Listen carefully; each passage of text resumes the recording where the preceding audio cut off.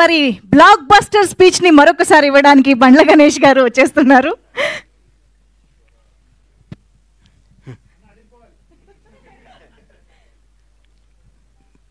మొదటగా మీ జీవితాలు ఎలా ఉన్నా మీరు అతి సామాన్యమైన జీవితం గడుపుతూ కూడా మీ భార్య బిడ్డల కంటే సినిమా రంగాన్నే మక్కువ చేసుకొని సినిమా రంగమే మా అందరికీ వారదై సారదై మాలో ఎవరికి టాలెంట్ ఉన్నా దాన్ని జనానికి తెలియజేయడానికి కృషి చేస్తూ అహర్నిశలో పనిచేస్తున్న నా పాత్రికేయ మిత్రులందరికీ పాదాభివందనాలు. మీరు చేసే కళామ తల్లి సేవలో మీరు చేసే కష్టంలో మీరు ఫలితం పొంది చాలా తక్కువ, మీరు అనుభవిస్తుంది చాలా తక్కువ. మీ ద్వారా మీరు రాసిన మీ చేతి ద్వారా మీరు రాసి మీ పెన్ను ద్వారా కొన్ని జీవితాలు కొన్ని అద్భుతమైన స్థాయిలోకి తీసుకొచ్చిన మీ అందరికీ మీ రుణం తీర్చుకోలేంది. మీ అందరినీ ప్రతి ఒక్క తెలుగు ఇండస్ట్రీలో ఉన్న ప్రతి ఒక్క టెక్నీషియన్ కానీ ఆర్టిస్ట్ కానీ ప్రతి ఒక్క నిర్మాత కానీ మిమ్మల్ని హృదయాల్లో పెట్టుకొని చూసుకోవాలి. ఎందుకంటే మిమ్మల్ని ప్రేమించి తప్ప మీకు మేమిచ్చి కొనలేము, మీ అభిమానాన్ని మేము పొందలేము, మీ ఆశీస్సులు తప్ప. మీ అందరికీ ఫస్ట్ ఉదయపూర్వక ధన్యవాదాలు తెలియజేస్తున్నాను. ఎందుకంటే దాదాపు 7 సంవత్సరాల తర్వాత సినిమా రంగం మీడియా ద్వారా రావడం జరిగింది. మీడియా రంగంలో నాకు ఎంతో సన్నిహితులు.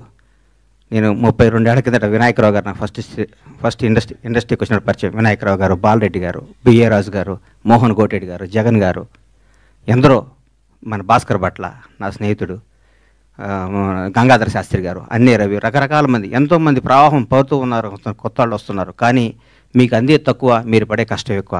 మీ విలువ తీర్చుకోలేంది, మీరు చేసే శ్రమకి వెల కట్టలేంది. మీ అందరికీ హృదయపూర్వక ధన్యవాదాలు. గబ్బర్ సింగ్. నా తల్లిదండ్రులు నాకు జన్మనిస్తే పవర్ స్టార్ పవన్ కళ్యాణ్ ఆయన నాకు బతుకునిచ్చాడు. పవన్ కళ్యాణ్ గారి గురించి ఎంత చెప్పుకున్నా నేను తక్కువే. నేను ఆర్థికంగా ఎంత స్థాయికి వెళ్ళినా కానీ పవన్ కళ్యాణ్ లేకపోతే నాకు ఈ క్రేజు ఈ పేరు ఉండేది కాదు. మామూలుగా చిన్న చిన్న వేషాలు వేస్తూ ఉండి అప్పటికి కూడా ఏ రోజు కూడా బండ్ల గణేష్కి క్యారెక్టర్ కావాలి, ఈ క్యారెక్టర్ బండ్ల గణేష్ అనే స్థాయికి నా జీవితంలో రావటం జరగలేదు. వేషాలు వేయటం జరుగుతూ ఉండేది, రకరకాలు ఉండేది. ఒకనొక టైంలో అప్పుడు అసిస్టెంట్గా ఉన్న మా blockbuster director Harish Shankar గారు కూడా నాకు ఒక చింతకాయల రవి అనే సినిమాలో నన్ను రికమెండ్ చేసి అమెరికా పంపించారు అప్పట్లో. అప్పటి నుంచి మా సన్నిహిత సంబంధాలు మాకుండేవి.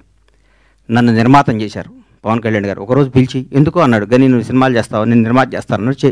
నేను షాక్ అయ్యి, నేను నమ్మలేదు. నన్ను నేను నమ్ముకోలేని పరిస్థితిలో కూడా నన్ను నిర్మాత చేస్తే చాలామంది ఆయన అభివృద్ధి కోరుకుని ఆయన సన్నిహితులు కూడా నువ్వేంటే గణేష్ సినిమా చేయటం అంటే కూడా నేను మాట ఇచ్చాను, మాట తప్పను అని నన్ను నిర్మాతం చేసిన పవన్ కళ్యాణ్ గారికి ఈ సందర్భంగా ఇంకొకసారి పాదాభివందనాలు తెలియజేసుకుంటున్నాను. గబ్బర్ సింగ్ ఒక చరిత్ర. ఈరోజు మార్నింగ్ ఎక్కడో వాకింగ్ చేసి బయటకు వస్తుంటే ఏందన్నా గబ్బర్ సింగ్ రిలీజు అంటున్నావు, టీవీలో వస్తుంది, గొడవ ఉంది, రెండో రిలీజ్కి ఎంత క్రేజ్ అయిందా అని అడిగాడు ఒక ఆయన. నేనన్నా హిందువులకి భగవద్గీత, ముస్లింలకి ఖురాన్, క్రైస్తవులకి బైబిల్ ఎంత పవిత్రమైందో పవన్ కళ్యాణ్ అభిమానులకు కూడా గబ్బర్ సింగ్ ఎంత పవిత్రమైందిరా బాబు, అది అప్పుడు చిరస్థాయిగా గుండెల్లో ఉండిపోయేది అని చెప్పాను. దాని గురించి మనం ఏం చేయలేం. ఈ సినిమా అణువణువున ఏ బ్రహ్మ ముహూర్తాన భగవంతుడు ఈ ముహూర్తాన్ని క్లాప్ కొట్టించాడో కానీ ఏ బ్రహ్మ ముహూర్తం హరీష్ శంకర్ గురించి చెప్పాలి.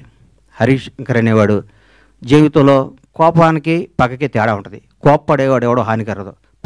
కోపం అనేది నీడపాము లాంటిది, అది కరిచిన ప్రమాదం లేదు. పగ అనేది నాగుపాము లాంటిది, కరిస్తే చచ్చిపోతాం. మేమందరం కోప్పడే బ్యాచ్ అది. మేము ఏదన్నా గబగబ మాట్లాడుతుంటాం కానీ మేము ఏది మనసులో పెట్టుకోం. మాకు ఆ క్షణాన్ని ఆ పని అయిపోవాలి, ఆ క్షణం అది అయిపోవాలి. అంతేగాని మాకు కోపమో మాకు ఈగోనో మాకు మాట్లాడటం రాదని మీరు అనుకోవద్దు. మేము చాలా చిన్న స్థాయి నుంచి వచ్చిన వాళ్ళం కాబట్టి, చిన్న కుటుంబాల నుంచి వచ్చిన వాళ్ళం కాబట్టి, ఈ రంగుల ప్రపంచంలో మాకు స్థాయి వచ్చింది కాబట్టి, ఈ రంగుల దాంట్లో మాకు పేరు వచ్చింది కాబట్టి, దీన్ని నిలుపుకునే తాపత్రంలో మేము గబగబా మాట్లాడి కొన్ని తప్పులు చేస్తే దాన్ని మీరు మనసుకు తీసుకొని మమ్మల్ని హర్ట్ చేశాడు, మీ చేతిలో పెన్ అనే ఆయుధంతో మా జీవితాన్ని మీద మచ్చరాయకూడదని మనస్ఫూర్తిగా మీకు కోరుకుంటూ, మీ ఆశీస్సులు ఉండాలని ఆశిస్తూ, మీ అందరి ఆశీస్సులతో మేము పైకి రావాలని ఇంకొకసారి కోరుకుంటున్నాం. ఈ గబ్బర్ సింగ్ అనే సినిమాని అణువణువున ప్రతి అడుగు, ప్రతి మాట, ప్రతి క్షణం, ప్రతి కష్టం హరీష్ శంకర్కే చెందుతుంది. హీరో గారితో అంతకుముందు నేను తీన్మార్ సినిమా తీశా. హీరో గారు ఎవరేం చెప్తే అది చేస్తాడు, పాపం నమ్మితే వదిలేస్తాడు. గబ్బర్ సింగ్ అనే చిత్రాన్ని హరీష్ శంకర్ ఏం చెప్తే అది చేద్దామని ఫస్ట్ డే నాతో చెప్పాడు. బాబు నేను షర్టు గుండె లిపితే పోలీసు అడిగిపోతాడా అని అడిగాను నేను ఒకరోజు. నీకెందుకురా, నువ్వు దూరం కూర్చో అనేవాడు నన్ను.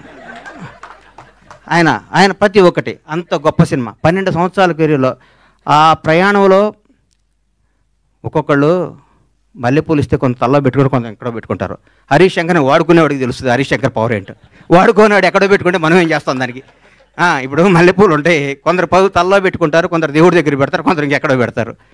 మా హరీష్ శంకర్ అనే ఒక డైమండ్ని ఎక్కడో పెడుతున్నారు. హరీష్ శంకర్ అనేవాడు నాకు వస్తే, హరీష్ శంకర్ అనేవాడు ఎక్కడితే ఆ పువ్వు అనేవాడిని ఎట్లా నేను చూపిస్తాను. నేను హరీష్ శంకర్ అనేవాడిని అద్భుతంగా ఒక సీసాలో, ఒక అద్భుతమైన సీసాలో సారా పోతే సారా సీసా అవుద్ది, పాలు పోతే పాలు సీసా, అమృతంతో అమృతం సీసా అవుద్ది. హరీష్ శంకర్ అనేవాడు సీసాలు అంటాడు. ఆ సీసాలో అద్భుతమైన సినిమా కథ చేసుకుంటే హరీష్ శంకర్ తెలుగు ఇండస్ట్రీలో రాబోయే 25 ఏళ్ళు డైరెక్టర్గా నంబర్ 1గా ఉంటాడు. నాకు తెలుసు హరీష్ శంకర్ అంటే ఏంటో, నాకు తెలుసు. పవన్ కళ్యాణ్ గారి గురించి ఏం చెప్పమంటారు, ఎందుకు చెప్పమంటారు, ఎన్నేం చెప్పమంటారు? ఒక గొప్ప మానవత్వం గల వ్యక్తి, ఒక నిజాయితీ గల నిబద్ధత గల వ్యక్తి, నీతివంతుడు. తన కోసమే కాదు, తన బిడ్డల కోసమే కాదు, తన బిడ్డల కోసం, తన కుటుంబం కోసం అంటే సంవత్సరానికి ఒక సినిమా చేసుకుంటూ ఎవరిని కలపకుండా 6 నెలలు ఇక్కడ, 6 నెలలు ఫారిన్లో, 6 నెలలు జనానికి కనపడకుండా నెలకు 10 రోజులు షూటింగ్ చేసుకుంటూ సంవత్సరానికి భారతదేశంలో ఏ నటుడు పొందనంత అత్యధిక రెమ్యునేషన్ పొంది కూడా హాయిగా బతకగల కెపాసిటీ ఉన్న పవన్ కళ్యాణ్ ఈరోజు జనం కోసం కుటుంబాన్ని వదిలేసి, పిల్లల్ని వదిలేసి, తన సుఖాలను వదిలేసి, అన్నీ వదిలేసి అహర్నిశలు పోరాడి 10 సంవత్సరాల, దాదాపు 10 సంవత్సరాల పాటు, 10-12 సంవత్సరాల పాటు ప్రజల కోసం పోరాడి ఈరోజు ఒక స్థాయిలో ఉన్నారు. నేను పూర్తి స్థాయిలో ఉన్నాను నేను చెప్పను, ఎందుకంటే నేను ఆయన ఎక్కడో ఊహించుకున్నాను. అది అవుద్ది, ఆయన రోజు నేను మాట్లాడతా. పవన్ కళ్యాణ్ ఒక నిబద్ధత గల వ్యక్తి, నిజాయితీగా బతికే మనిషి, నీతిగా బతికే మనిషి. నన్ను ఒక ఆయన, అరే హీరో పవన్ కళ్యాణ్ గారు ముఖ్యమంత్రి అయ్యారు కదా, ఒక చిన్న పని చెప్తా అన్నాడు. నేను పైనుంచి కింద చూశాను, నిన్ను నన్ను కొడతాడు నాయన, మనం కొందరిని దూరం నుంచి చూడాలి, కొంత దగ్గరికి వెళ్తాను ట్రై చేయకూడదు, మనకు అనవసరం అవన్నీ, ఆయన ఎప్పుడు పిలిస్తే వెళ్తాను వదిలే అని చెప్పాను. అట్లాంటి పవన్ కళ్యాణ్ గారితో గబ్బర్ సింగ్ లాంటి సినిమా తీయటం, దాన్ని రిలీజ్ చేయాలని 1 year బ్యాక్ నేను, నా మిత్రుడు మర్చిపోయాను. ఈ గబ్బర్ సింగ్ అనే సినిమాని ఎట్లా రిలీజ్ చేయాలంటే దీన్ని హీరో గారిని నాకంటే ఎక్కువ ప్రేమించేవాడు ఎవరున్నారు? ప్రేమించి ఈ సినిమా రిలీజ్ చేయాలి, ప్రేమించి ఈ సినిమా డైరెక్ట్ చేశాడు హరీష్ శంకర్, ప్రేమించి ఈ సినిమా తీశాను నేను, ప్రేమించి అద్భుతంగా మ్యూజిక్ చేశాడు దేవిశ్రీ ప్రసాద్. ప్రతి ఒక్కళ్ళు, రమేష్ రెడ్డి గారు కానీ, సతీష్ కానీ, ఆ కోడైరెక్టర్లు కానీ, మా బాబీ కానీ, రామారావు గారు కానీ, ప్రతి ఒక్కళ్ళు ఈ సినిమాకి, మా విజయ్ కానీ డైరెక్టర్ అయ్యాడు విజయ్ కానీ, ఒక్కళ్ళు కాదు, మా హనుమంతరావు గారు కానీ, మా సుబ్రహ్మణ్యం కానీ, మా అయ్యప్ప కానీ, మా ప్రొడక్షన్ కానీ, మా టీం, మా శ్రీనివాస్ గారు కానీ, ప్రతి ఒక్కళ్ళు ఈ సినిమా ఇది కొట్టాలి సార్, ఇది కొట్టాలి, ఇది పండగ. ప్రతిరోజు మా ఇంట్లో ప్రతి షూటింగ్ అంటే పండగ జరిగే షూటింగ్. ఈ షూటింగ్లో హీరో గారు గుర్రం నుంచి పడబోయాడు. ఎక్కడ మన అది ఎవరన్నది గుజరాత్లో. షాక్ అయిపోయాను నేను, కింద పడితే ప్రాణం పోయేది. ఆ రోజు పవన్ కళ్యాణ్ గారికి ప్రాణం పోయేది. మాకు తెలియదు ఆ గుర్రం మా మాట ఉంటుందని. డైరెక్టర్ ఉన్నాడు, నేనున్నాను, గుండె ఆగిపోయింది. ఆ రోజు పొరపాటున ఎన్ని ప్రమాదాలు తట్టుకున్నామండి ఈ సినిమాలో, ఎన్ని ప్రమాదాలు. ఎంత కష్టపడ్డాడండి హీరో గారు. డైరెక్టర్ ఏం చెప్తే చేయమన్నాడు, ఏం చెప్తే చేశాడు. ఏం జనం దీనికి బ్రహ్మరథం పట్టారు. పవన్ కళ్యాణ్లో కడుపు నిండా ఒకే రోజు బిర్యానీ, చికెన్ బిర్యానీ, మటన్ బిర్యానీ అన్ని కలుపుకొని కడుపు నిండా నిద్రపోయిన ఈ సినిమాని ఈ విధంగా రిలీజ్ చేయటం నా అదృష్టం. మా సత్యనారాయణ గారికి, ఈ సత్యనారాయణ గారిని ఎందుకు ఎన్నుకున్నానంటే, జనసేన నాయకుడు ఆయన. పవన్ కళ్యాణ్ గారిని నాకంటే ఎక్కువ అభిమానించేవాడు, పవన్ కళ్యాణ్ గారిని నాకంటే ఎక్కువ ఉన్నత స్థాయిలో చూడాలని గొడవ కూడా చేసేవాడు. అట్లా టైం చేతిలో ఈ సినిమా పెడితే అద్భుతంగా ఉంటుంది. ఈ సినిమాని ప్రతి ఒక్కరూ ఈరోజు రిలీజ్ అయిందనే విధంగా చూసే విధంగా ఈరోజు ఇంత క్రేజ్ రావటం అంటే, గబ్బర్ సింగ్ రిలీజ్ అప్పుడు ఎన్ని ఫోన్లు వచ్చినా అన్ని ఫోన్లు వస్తాయి, నాకు టికెట్లు అని. నేను థియేటర్లకు ఫోన్ చేసిన టికెట్లు, సార్ ఇది సెకండ్ రిలీజ్ అని మేము ఆల్రెడీ అన్ని పెట్టేస్తే మొత్తం అయిపోయినాయి సార్, మాకే టికెట్లు లేవంటున్నారు వాళ్ళు. నేనేం చెప్పాలి, నాకు అర్థం కావట్లేదు. థియేటర్లు పెంచుతున్నాం, అద్భుతంగా చేస్తున్నాం. ఇది సినిమాని ఇంకొకళ్ళు రిలీజ్ చేయాలంటే కూడా గబ్బర్ సింగ్ అంత కలెక్షన్ రావాలని అనుకొని రిలీజ్ చేసే స్థాయిలో ఉంటుంది ఈ సినిమా రిలీజ్. ఏ సినిమా రిలీజ్ గబ్బర్ సింగ్లా కలెక్ట్ చేస్తండి అని ఏ సినిమా అయినా ఈరోజు తెలుగు సినిమా రంగం, భారతదేశంలో తెలుగు సినిమా రంగం వైపు చూస్తున్నారు. ఒకప్పుడు బాంబే అనేవాళ్ళు, తమిళనాడు, చెన్నై ఎట్లా అనేవాళ్ళు.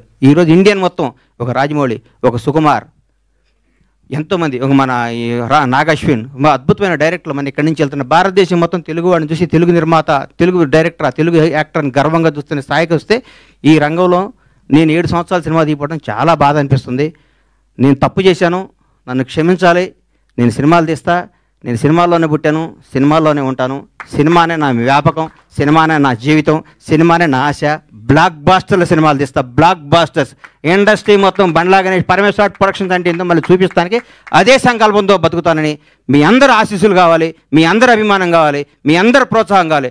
ఎక్కడెక్కడ నేను చిన్న తప్పులు చేస్తే నన్ను క్షమించి నన్ను రెక్టిఫై చేయాలి, కానీ దాని మీద రాయకూడదు మీరు. అది నా విన్నపం.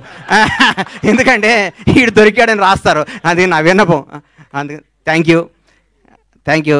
ఈ సినిమాను ఆదరించి మళ్ళీ పెద్ద ఈ సినిమాకు వచ్చే కలెక్షన్స్ బిత్తరపోయే విధంగా ఉండాలని మనస్ఫూర్తిగా కోరుకుంటూ, ముఖ్యంగా పవర్ స్టార్ అభిమానులకి మనందరికీ నేను చెప్తున్నా, ఇంతకుముందు పవర్ స్టార్ పవన్ కళ్యాణ్ గారు మనం ఏం చేసినా పవన్ కళ్యాణ్ అభిమాని ఎగిరినా ఒక న్యూసే, తగ్గిన న్యూసే. ఇప్పుడు నేను చెప్తున్నా, గౌరవ ఆంధ్రప్రదేశ్ రాష్ట్ర ఉప ముఖ్యమంత్రి, జనసేన నాయకుడు, ఈరోజు భారతదేశాన్ని పరిపాలిస్తున్న ప్రభుత్వంలో ఒక కీలక పాత్ర పోషిస్తున్న మహోన్నత వ్యక్తి. మనం థియేటర్లో చాలామంది థియేటర్లు ఎందుకు ఇవ్వట్లేదు అంటే, బాబోయ్ మీ పవన్ కళ్యాణ్ ఫ్యాన్స్ మా సీట్లు ఎరగొడతారంటున్నారు. మీ అందరికీ చెప్తున్నాం సార్, ఎగ్జిబిటర్స్ అందరికీ, మా పవన్ కళ్యాణ్ ఫ్యాన్స్ ఇంతకు ముందు కాదు, క్రమశిక్షణ గల వాళ్ళు, మీ సీట్లు ఎరగొట్టరు, ఆనందం తెలియజేసుకుంటారు, మీకు ఏ నష్టం చేయరు. దయచేసి మాకు థియేటర్లు ఇవ్వండి. దయచేసి చేతులెత్తి నమస్కరిస్తున్న ఎగ్జిబిటర్స్ అందరికీ థియేటర్స్ ఇవ్వండి. పవన్ కళ్యాణ్ ప్రతి ఒక్క అభిమాని సెప్టెంబర్ 2వ తారీఖు నాడు ఉదయాన్నే గుడికి వెళ్తాడు, 11 థియేటర్కి వెళ్తాడు. ఇది కన్ఫర్మ్. గుడికి వెళ్ళి పవన్ కళ్యాణ్ 100 ఏళ్ళు బతకాలనుకుంటారు, థియేటర్కి వచ్చి పవన్ కళ్యాణ్ ఉత్సవాలు చూసుకుంటారు. ఈ రెండింటిని మాత్రం మీరు మమ్మల్ని నిరుత్సాహపరచొద్దు. దయచేసి ఆంధ్రప్రదేశ్లో ఉన్న తెలుగు రాష్ట్రాల్లో ఉన్న ప్రతి ఎగ్జిబిటర్కి చేతులెత్తి నమస్కరిస్తే రిక్వెస్ట్ చేస్తున్నా, థియేటర్ మీ థియేటర్ పవన్ కళ్యాణ్ ఫ్యాన్స్ తరపున, పవన్ కళ్యాణ్ అభిమానుల తరపున, ఒక అభిమానిగా, పవన్ కళ్యాణ్ భక్తుడిగా నేను మీ అందరికీ మాటిస్తున్నాను. మా వాళ్ళు థియేటర్లు ఎరగొట్టరు, థియేటర్లు ఆగం చేయరు. పవన్ కళ్యాణ్ మనుషులు అండి మేము. మా బాస్ ఇలా ఆంధ్రప్రదేశ్ రాష్ట్ర ఉప ముఖ్యమంత్రి, జనసేన అధ్యక్షుడు, ఇంతకుముందు పవర్ స్టార్ కాదు. మేము మా దేవుడి కోసం మీకు ఏ హాని తలపెట్టాం, మేము అభిమానించుకుంటాం. ఈ గబ్బర్ సింగ్ సినిమా తీస్తే మాకు దైవ దర్శనం జరిగినట్టు, కాబట్టి మా దైవ దర్శనానికి మీరు ఆటంకం కలిగించొద్దని రిక్వెస్ట్ చేస్తున్నాం. ఈరోజు ప్రతి ఒక్క కార్యకర్త, తెలుగుదేశం లేదు, బీజేపీ లేదు, ఆంధ్రప్రదేశ్లో ఉన్న జనసేన ప్రతి ఒక్కళ్ళు రోజు థియేటర్లో ఉంటా ఉంటున్నారు. మీరు థియేటర్లు ఇవ్వకపోతే ఎట్లా సార్? ఇవ్వండి, దయచేసి ఇవ్వండి, మమ్మల్ని ఎంకరేజ్ చేయండి. Thank you. Super sir, thank you so much. డెఫినెట్గా ఇప్పుడు అభిమానులందరూ కేవలం పవర్ స్టార్ పవన్ కళ్యాణ్ గారి ఫ్యాన్స్ మాత్రమే కాదు, డెప్యూటీ చీఫ్ మినిస్టర్ ఆఫ్